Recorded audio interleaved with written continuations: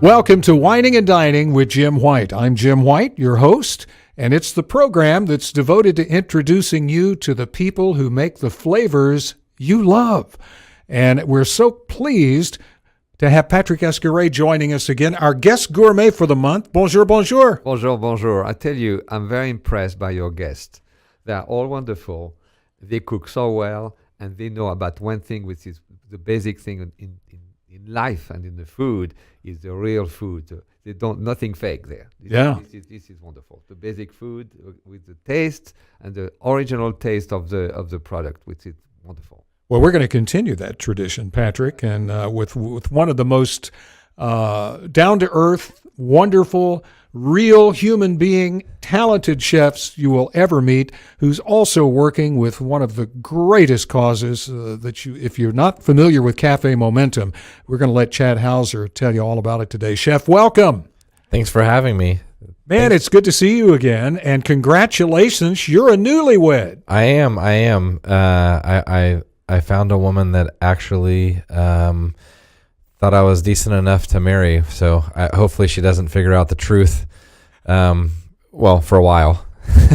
May we know the bride's name so that yes, people can share in the excitement? Yeah, my wife's name is Hannah, and as I guess in a kind of a stereotypical way, I met her because she's a farmer. So she actually she moved to Dallas to be the farm director at Paul Quinn College, and she now works for Blue Apron, but she has a master's in urban agriculture from Cornell, and I used to give her a hard time asking her, so how many carrots do you have to grow to pay off Ivy League student debt? That wasn't a joke that went over very well, but she still tolerated me enough to marry me. So. Well, you surprised her with the 24 carats when you said, let's get hitched. Exactly. So good for you. Well, now, I guess when I sign off now, I'll say if anybody asks you what you're making for dinner, you tell them reservations at Cafe Momentum and Blue Apron. Yeah, exactly. People always ask me what I cook at home, and it surprises them when I say Blue Apron meal kits. But we have a really good time with them. Hannah is an incredibly talented human being, but cooking is not one of her strengths.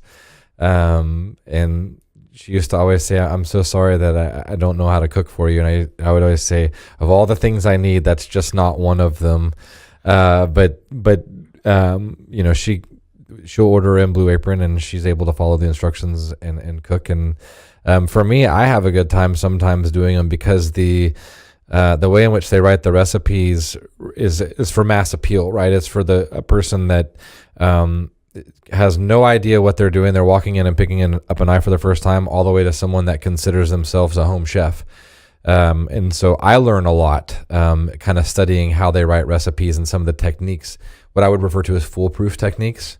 They're great for me in going and teaching others how to cook.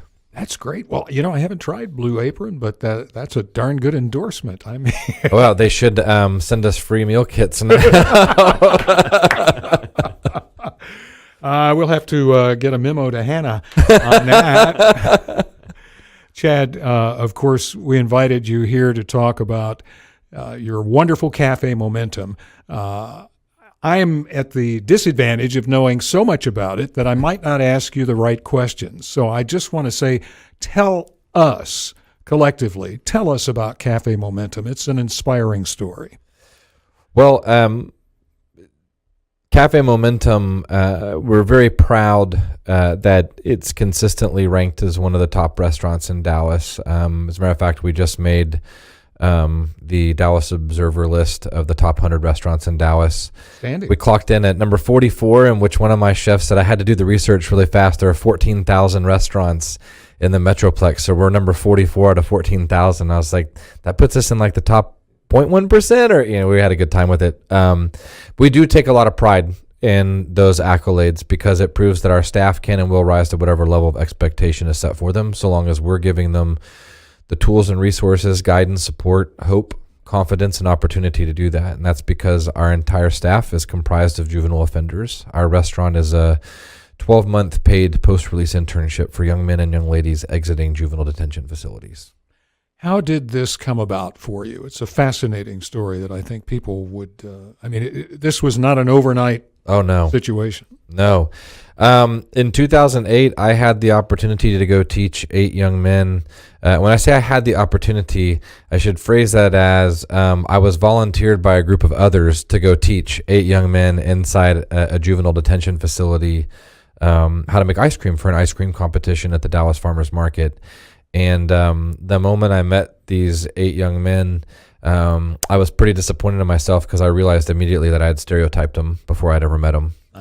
But I was also simultaneously so inspired and with these 8 young men. I mean, every single one of them was so eager to learn and so enthusiastic to do something that they could be proud of. And not to mention the fact that all 8 of them looked me in the eye and called me sir when they spoke to me. And I don't know about you, Patrick, but 22 years in this industry, I've been called a lot of names in a lot of languages and a lot of kitchens, but it was never sir, not in any language. So, but for these 8 young men, they're so eager to learn, but yet like we were starting from below zero. All 8 of them, none of them had ever seen or tasted a fresh raspberry. I mean, that was a flavor of candy to them. I remember that first year there was actually a young Hispanic man that he had never tasted a fresh mango. And so we made ice cream, and I had 2 rules. They each had to use at least 2 fruits and at least 1 herb.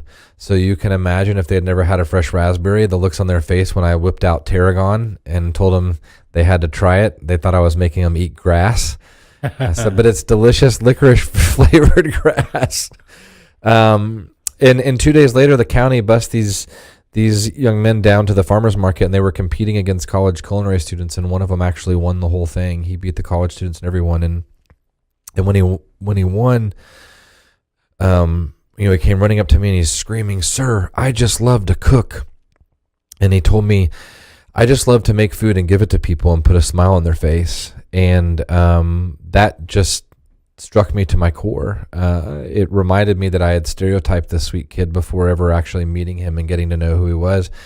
But it also resonated me in that my passion for cooking comes from Sunday suppers at my grandparents' house. My mom, my dad, my aunts, uncles, cousins, all of us gathered at my grandparents' house every Sunday and broke bread together. And food always meant a lot more to me than eating. It was about family. It was about camaraderie. It was about that bond. And then he told me when he got out, he was going to get a job in a restaurant and asked my professional opinion on whether he should work at Wendy's or Chili's. I obviously told him La Madeleine. And I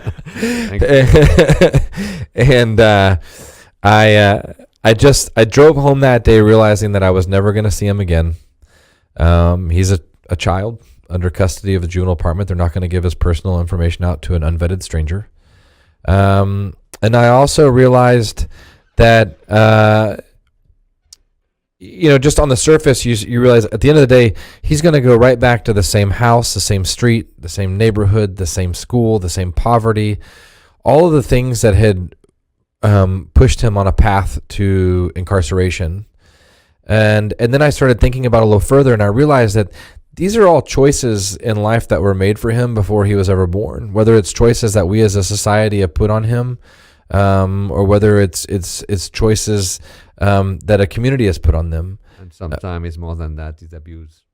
Yeah, abuse. Oh, it's a million different things. And just looking on the surface, those choices included the color of his skin, the socioeconomic class he was born to, the family he was born to, the circumstances he was born around, the schools that he was born to, the neighborhood. All of these things matter. And whether we like it or not, they matter. And he wasn't given a choice in any of that.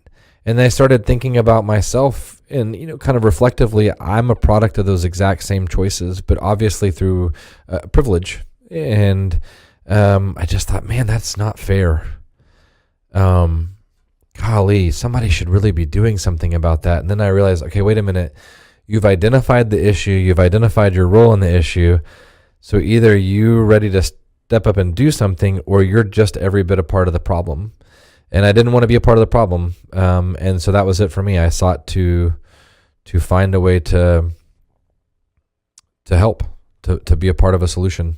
So while you were still at Parigi, one of the most popular restaurants in Dallas, you began a series of pop-up dinners to Yes. kind of get the idea for cafe Yes. momentum going. Well, and the pop-up dinner, honestly, when you go to somebody and say, I'm going to start a nonprofit restaurant focused on taking kids out of jail and teaching them to play with knives and fire, it doesn't go over well.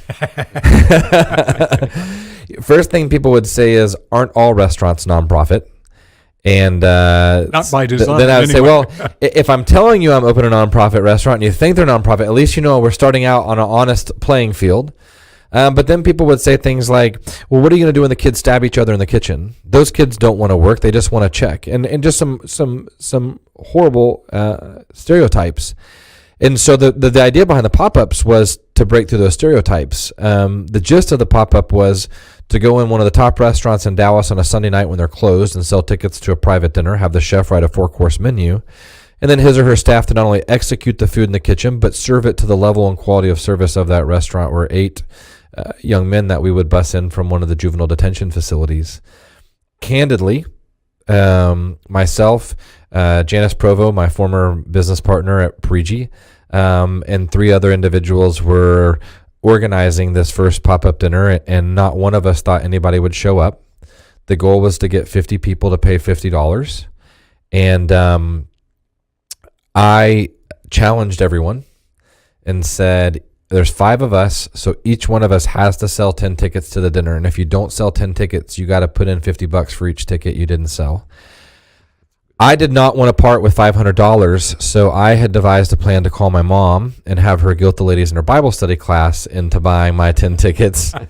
But as luck would have it, perhaps divine intervention, myself and another gentleman, Ken Maxwell, we had posted little write-ups on our personal Facebook pages with a link to PayPal to buy tickets. And within 24 hours before we could shut the PayPal down, we had sold 68 seats. And the beautiful thing about that was that night, 68 people before they left that dinner either shook my hand or gave me a hug and said, this could be my son. And, it's at that moment you realize that there's the stereotypes broken. Mm-hmm. And from there, it just continued to take a life of its own. And how long between I think you did those for about a year, but how long did it take you to get to the current location downtown and get Cafe Momentum open for business? Well, we did them for about a year. And at that point, I kind of had that internal dialogue going on again and sat down with Janice and had a conversation. And, basically I realized that I wanted to walk the talk, and that meant, it's one thing to tell the kids you believe in them, but it's another thing to prove it. And the only way I knew to prove it was to show them that I was willing to bet my career on them. So I sold my ownership stake in Parigi back to Janice. And then we continued to do pop-up dinners for about another 2.5 years. And then officially opened the restaurant on January 29th, 2015. It's a great place, folks, if you haven't been, and it's easy to get there. I mean, it's on Pacific Street in downtown Dallas. You could take DART and get off at the door practically. You can take the train or you can drive, and we have complimentary valet. So It doesn't get easier. Very cool. Now, you told me a really touching story when you first opened. Explain to the folks the process, because these kids come in really with no experience and really no experience in life and people skills and things like that. And you take them, they get to work every single position in the restaurant. Well, yes. So over the course of the 12 months, the interns will work every station. In no particular order, they will be a dishwasher, a prep cook, a line cook, a busser, a server, and a host or hostess. We do that for 3 reasons. Number one is they're absolutely learning some new life skills and social skills, and we're providing an opportunity for them to practice them in the different environments of the restaurant. In other words, one of the things that we focus on is to disagree appropriately. Now, the way in which you would appropriately disagree with a line cook when you're trying to get food out for 15 different tables at once is very different in the way in which you would appropriately disagree with a customer that sat down 10 minutes ago, ordered 3 minutes ago, and is now complaining that they've waited 45 minutes for their food. Not that that ever happens in a restaurant, ever. Happens everywhere. So it gives them the opportunity to practice those. It also gives them the opportunity to identify what their strengths and interests are. An example, about 6 weeks ago, Saturday night, we ran a special. And just like a lot of restaurants, you run a contest when you run a special. Whoever sells the most of the special gets a free entree at the end of the night. There was a young man that sold us out of all of the specials in the first 45 minutes we were open, and he wasn't even waiting tables. Oh, no. But he had figured out that he was a busser. So he was the first person to touch every table because he showed up at the table and filled the water glasses once the guests sat down. So he used that as an opportunity to exercise his sales techniques in selling the specials and then making sure that the customers knew to give him credit to the manager that he had sold them on the special. Now, that's a sales skill. Yes. That transcends beyond waiting tables, beyond the restaurant, right? And into other industries, other career paths. So they're able to identify what they are good at and what they're not good at. And then the third thing, I think probably most important, is they're also learning what it means to be a team player. They're learning that if you're a dishwasher and you are not performing your job at your best, you're affecting others' abilities to succeed in the restaurant. And then, of course, in addition to that, we do have an entire team of chief program officer, licensed clinical social worker, case managers, curriculum coordinators, education coordinators that work to build an ecosystem of support around the kids so that in addition to providing employment and skills that come with it, we're also holistically addressing any and all of the issues that have pushed them towards a path of incarceration. An example would be we've worked with almost 700 kids just from first pop-up dinner to date, and 62% of them have been homeless. Wow. Yeah, and so if you're worried about where you're going to sleep at night, you're not focusing on learning life skills. So we're going to holistically address those needs.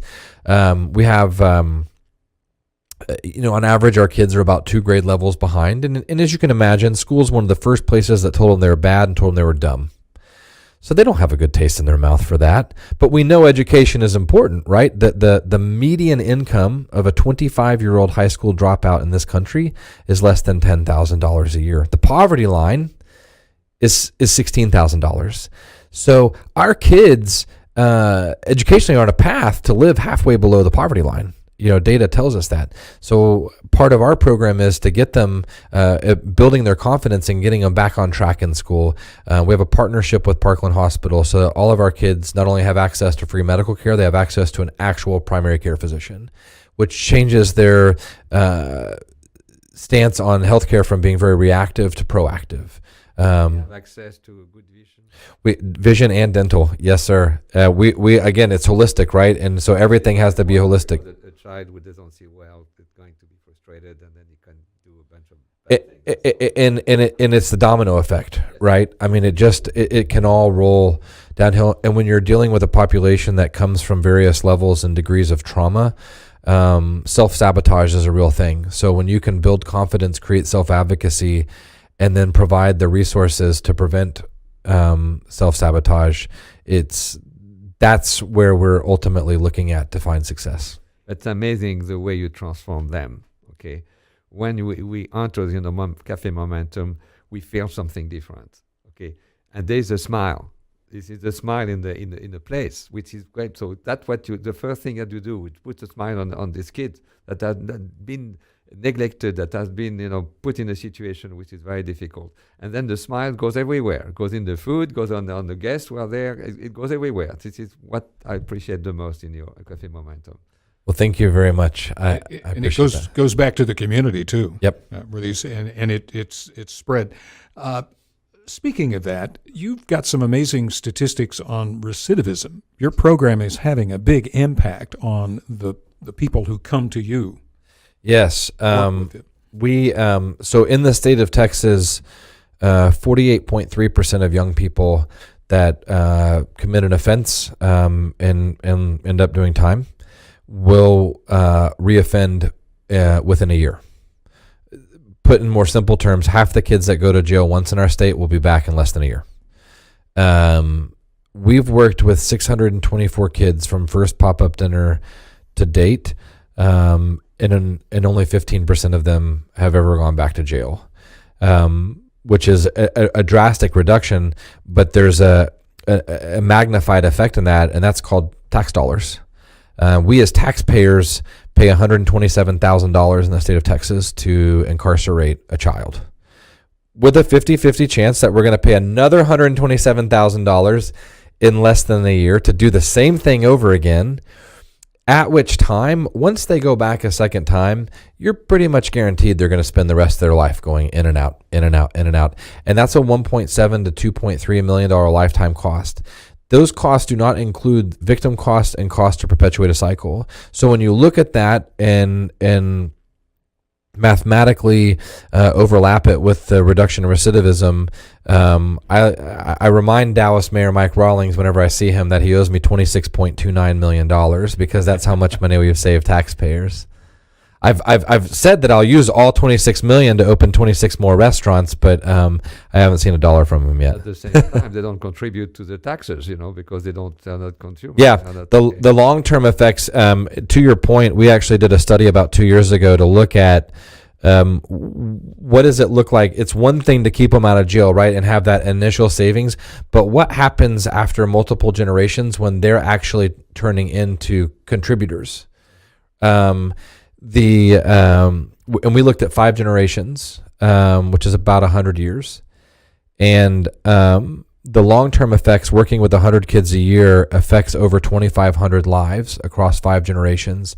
And when you factor in that initial savings and then add to it what happens when they're becoming financial contributors into their own communities, the effect is over $289 million. That's amazing. Now, you touched on the expansion and the fact that you'd like to use Mayor Rawlings' $26 million to open more. Is there work afoot to expand the Cafe Momentum program? Oh, yes. I, from the very outset, have been completely open that the idea is to scale. In fact, I was interviewed, I guess, a little over a year ago, and the lady asked me if I planned to open more Cafe Momentums, and I said, oh, yes, my goal is to open more Cafe Momentums in Starbucks. And that was the title of the article. So I would make fun of myself and say I only had to open up 4,573 more Cafe Momentums. Had the good fortune to meet Howard Schultz and do some work with Starbucks. Was named one of their upstanders, and found out that there's 28,000 Starbucks around the world. So I'm since rescinding that initial goal to something a little more reasonable. But our goal is to scale, and our goal is to make a big push towards scaling in 2019. Wonderful, wonderful. And I want to mention to folks watching or listening that when you go into Cafe Momentum, not only is the food great, the service is great, you're going to learn a lot and put some stereotypes aside, I'm sure. But there's no tipping. However, you should be donating what you would tip and double it to the Cafe Momentum Fund. Talk a little bit about how that works when the check comes. It's a great story. Well, the kids work their way through 4 tiers throughout the course of their internship, and each tier is designed to build accountability levels and self-advocacy levels, and we incentivize them to go through the tiers like anybody would with money. So tier 1, they make $9 an hour, tier 2, 10, tier 3, 11, tier 4, 12. So when you actually dine at the restaurant, you receive your check, and on the line where instead of saying tip, it says donation, and we accept donations in lieu of gratuities. That allows us to pay the kids at those higher levels. It allows us to offset some of the costs, programming costs that the restaurant obviously doesn't cover. It also keeps an even playing field. As you can imagine, if the kids started waiting tables and got tips, they would never want to work in the dish pit. And there's lessons to be learned in working through all of those stations. So to kind of keep the playing field level, we accept the gratuities as donations, which means you can go have a wonderful meal and get a tax write-off all at the same time. But I think the good idea is to say no tipping, just donation. So we have a tendency as a guest, to give more for a donation than to give for a tipping. Mm-hmm. So that's a good. You try, but you would be surprised. There are some people that come in that think it's an option that they can refuse, and they don't leave anything. Believe it or not, it's rare. But then on the other hand, there are some people that walk in, have $100 check, and they leave $1,000 donation. So it definitely balances out. But we're always, as a nonprofit organization, always trying to find ways to tug the heartstrings a little bit and make sure everybody gives, so we can help offset some of our costs and provide all of our holistic programming. And so Chad Hauser has been kind enough to join us in the KISS cooking annals of the Hall of Fame, so to speak, and is going to show us something now from Cafe Momentum. Keep it simple and straightforward, Chef. In deciding what I wanted to cook today, I started thinking about my favorite things and decided to cook something that combines my 3 favorite ingredients. Okay. Bourbon, Yeah. jalapenos, and pickles. Pickles. Whoa. So we're going to do bourbon pickled jalapenos today. Sounds good to me. You ready to go? Let's get all pickled up. So I've got all my ingredients measured out. What I'm going to do is come over here and take the liquids and dry ingredients and get them to start boiling, so that by the time I get done cutting up my jalapenos, liquid's hot, can go ahead and pour it on the jalapenos, and boom, we're done. Okay. As opposed to cutting the jalapenos and then sitting and waiting and watching liquid boil. So what we've got here is just some good old-fashioned white vinegar, and then a little Kentucky bourbon.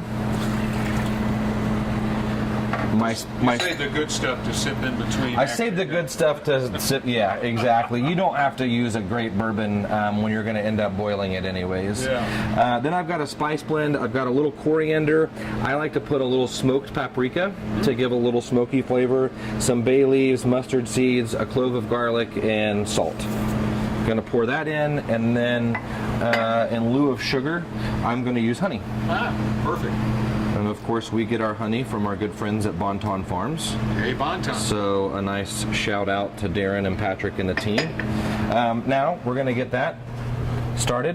Just good medium to high heat. We want it, typically when you're boiling that, you're doing it for 2 reasons. Number one is you want to get the ingredients hot so that the flavors meld, and they can hot liquid will absorb into the pickle ingredient better.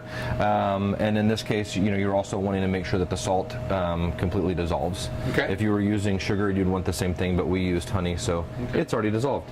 So now we're just going to switch back over here. All right. One very quick tip when pickling jalapenos, gloves. Gloves. Yes. One of the funniest things you ask any chef in the kitchen is when somebody is cutting peppers and they go to use the bathroom, and the look on their face when they come back if they didn't wear gloves. Yeah, I've heard new languages created in kitchens to talk about that. So in cutting up the jalapenos, you have 2 choices, and it really depends on heat. I love heat. I love spice. I'm going to slice them in rings. Okay. However, if you're a little bit heat averse, but you still want to try it, a very simple trick is just cut the jalapeno in half down the middle, and you're just going to use a spoon and just pull out all of those seeds and ribs.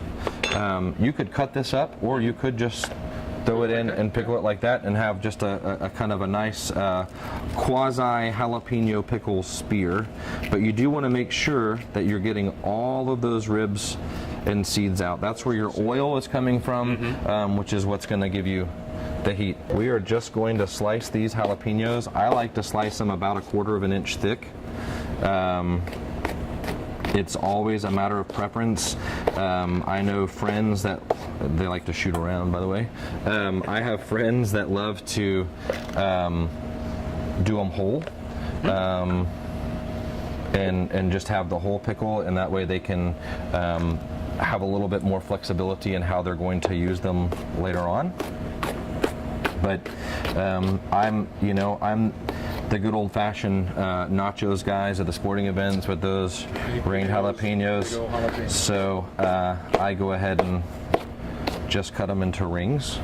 What you're seeing is that the bourbon has caught on fire, which answers that question, right? Where does the alcohol go? Where does the alcohol go? There's your answer. It's being cooked away.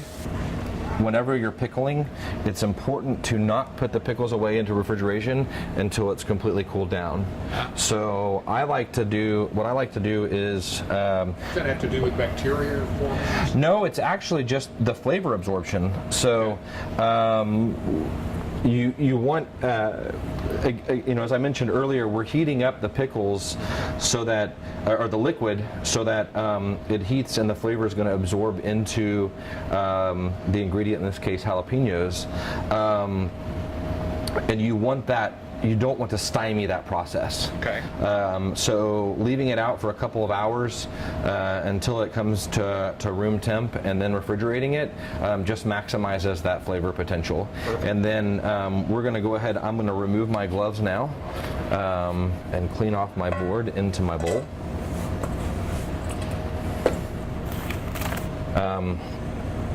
And then we are literally just going to walk over, take our, and you can see that it's got a nice good simmer on it. It's been cooking for about 5 minutes now. Smells delicious. Yeah, the flavor is, see, nice bourbon, sweet, get a lot of that oaky smell, and then we're just literally going to pour it over the top.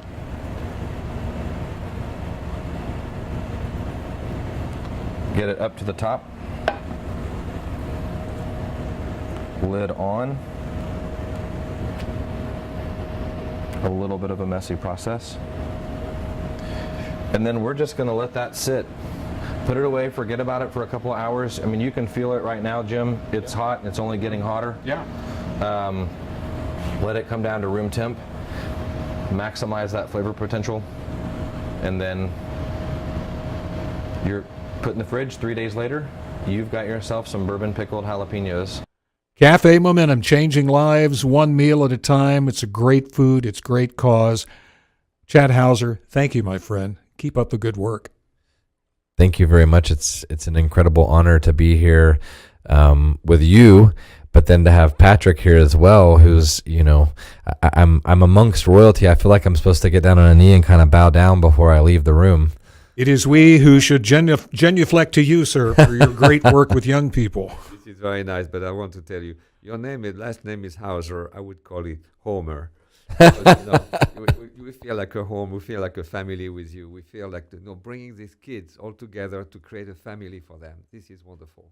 Because you said it before, a bunch of them, they never had a real lunch. They never had a real food. They never had a real love in their lives. They never have all of that. This is what you give them, and this is wonderful. Merci, monsieur. Ah, indeed. Well, Patrick Escaray, guest gourmet, what a wonderful treat and pleasure having you with us again with Chef. C'est un grand plaisir pour moi. Merci beaucoup. Ah, indeed. Back at you. The first lesson I learned on my first trip to Paris was speak English. You'll get by better. Chef, thank you, sir, for joining us. Thank you very much for having me. All right.